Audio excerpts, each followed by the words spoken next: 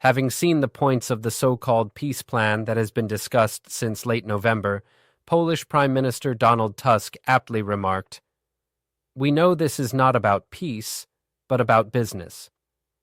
And indeed, at the end of the month, the Wall Street Journal published a piece that could be called an information bomb, although in our region it went almost unnoticed.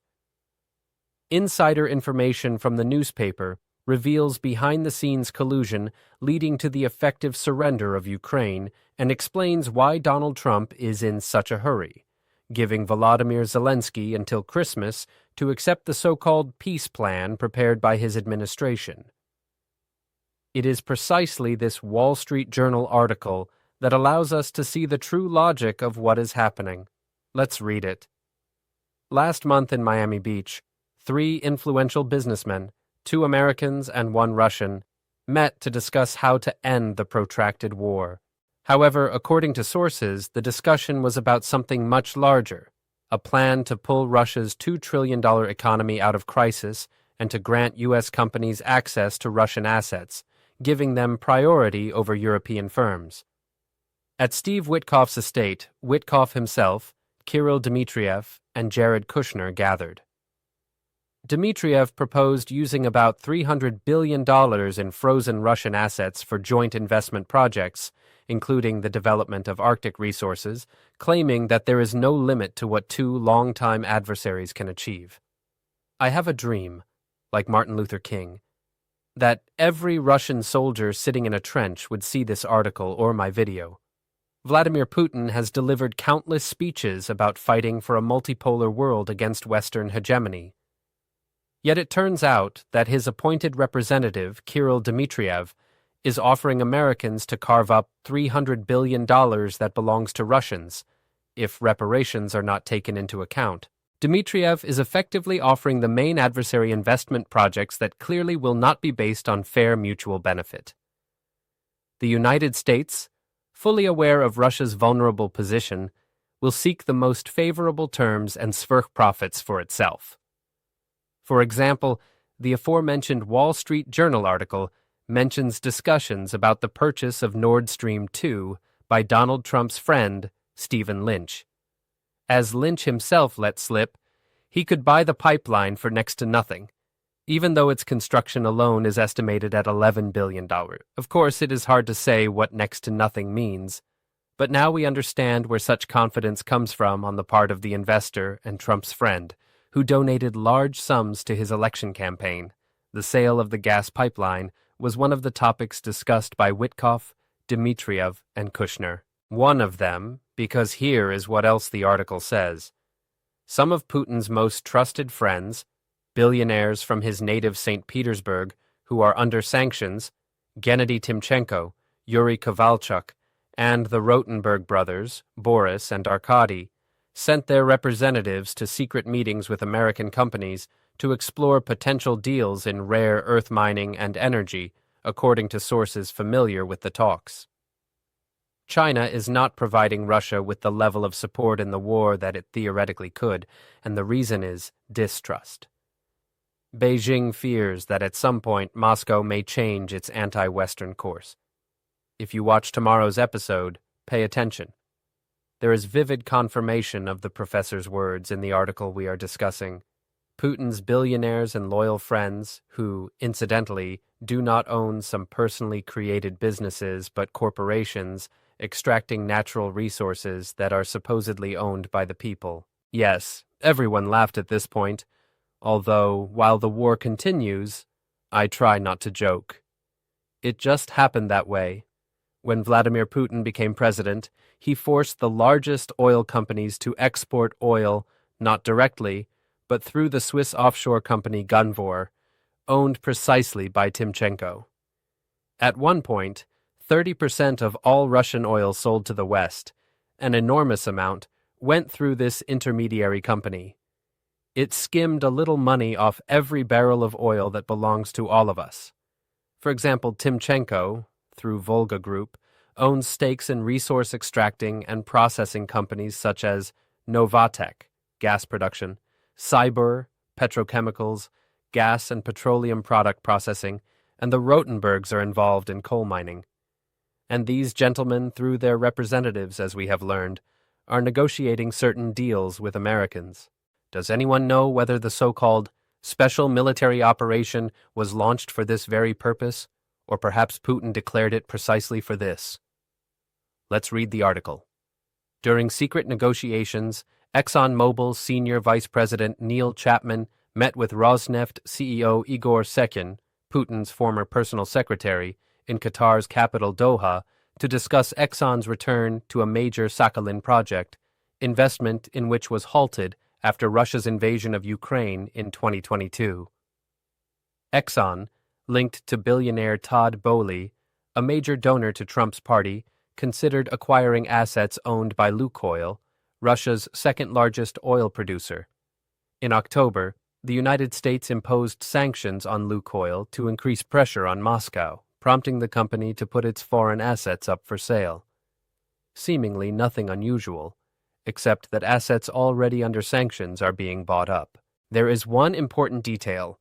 ExxonMobil would again be able to acquire them for next to nothing because any buyer would need approval from the U.S. Treasury Department to complete the deal. In effect, Americans themselves would decide who receives such approval. Simply put, the buyer may have no competitors at all. In short, something like a loans for shares auction 2.0. Everything points to ExxonMobil being the first to receive approval and thus able to purchase assets far below their real value, simply because there may be no alternative. All in all, a great deal. There is just one very serious question. When will patches start being made for Russian assault troops who are dying on an industrial scale near Pokrovsk with the words, the ExxonMobil on them? Fine, you can stylize the word they to fit modern Z realities. I warn you, the logo is patented. Usage rights are granted only to subscribers of exclusive channels. All links are in the description. Let's continue reading the Wall Street Journal article. According to sources connected to the talks, Kremlin-linked businessmen Timchenko, Kovalchuk, and the Rotenbergs also offered Americans gas extraction concessions in the Sea of Okhotsk and several other regions, and discussed rare earth development near Norilsk and in 6 areas of Siberia. According to draft contracts reviewed by the Wall Street Journal, a college friend of Trump Jr. negotiated the purchase of a 10% stake in an Arctic LNG project from Novatek, Russia's second-largest natural gas producer, partially owned by Timchenko, provided the U.S. and the U.K. lift sanctions on it. In short, the essence is clear. As Donald Tusk said, this is not about peace, it is about business. And here, you might think that I oppose Trump's plan because Russian natural resources would then be developed by American companies. As in, what difference does it make to me with whom Timchenko pumps oil if it brings peace?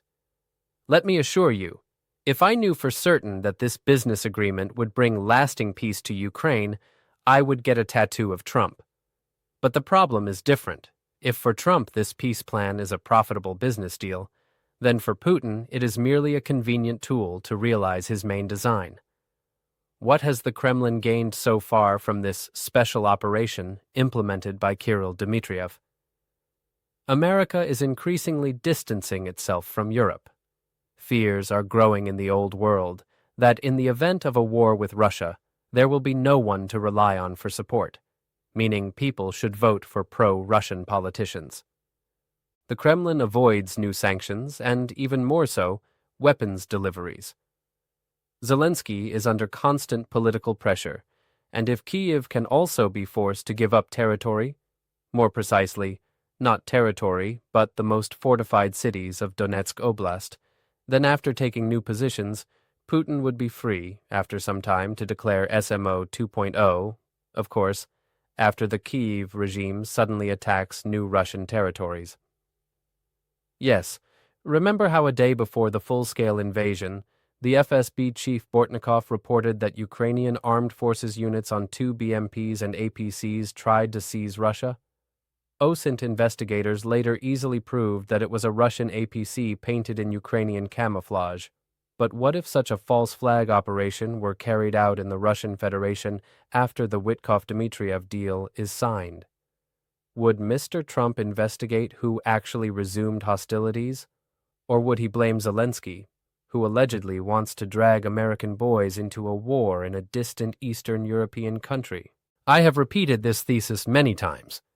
The most important thing Trump has given Vladimir Putin is room for maneuver. And this may cost the Kremlin dictator almost nothing. What's the big deal about letting Americans into concessions at a few extraction enterprises? Do you see? I am not worried that Russia and the U.S. may restore economic ties and do business.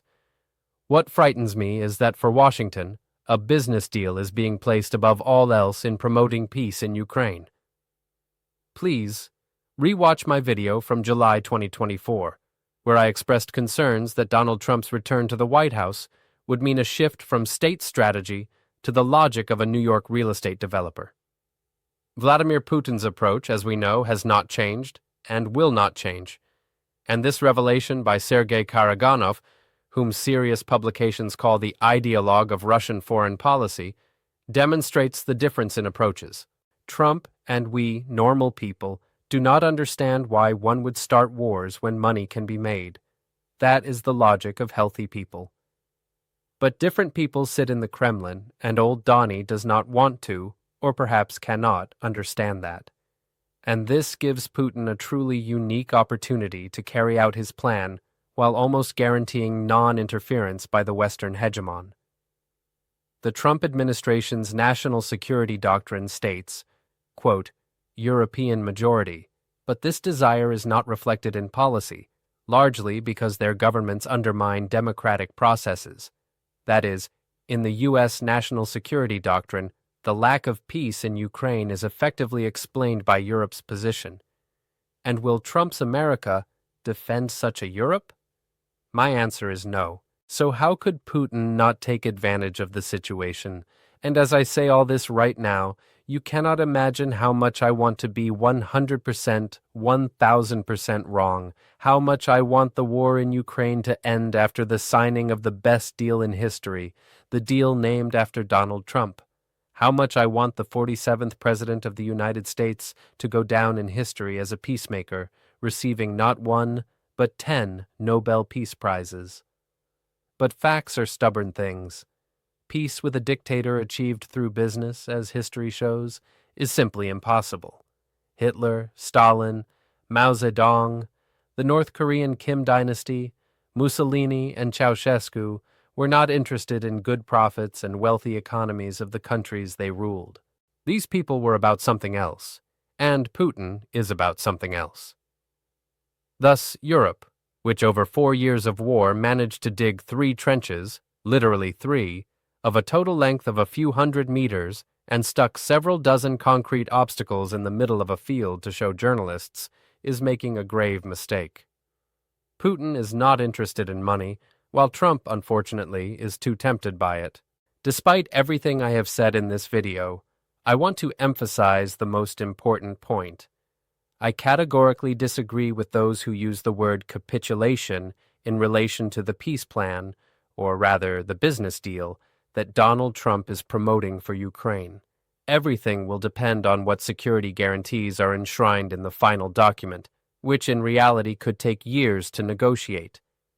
If it includes not just assurances, but binding obligations by the United States to defend the designated territory of Ukraine as, essentially, its own, I would call that Russia's effective defeat in the war, without achieving a single strategic objective. Ukraine, if it truly receives full-fledged security guarantees that rule out a repeat of the war, would preserve the most important thing, its sovereignty, which the Kremlin intended to nullify. But the problem is that there are currently no signs of Washington's readiness to provide such guarantees. An even more serious problem is that Putin would never approve them. It is not hard to guess why he would not allow the United States to become a guarantor of Ukrainian security. All that remains is to watch which logic prevails in Washington, commercial or strategic.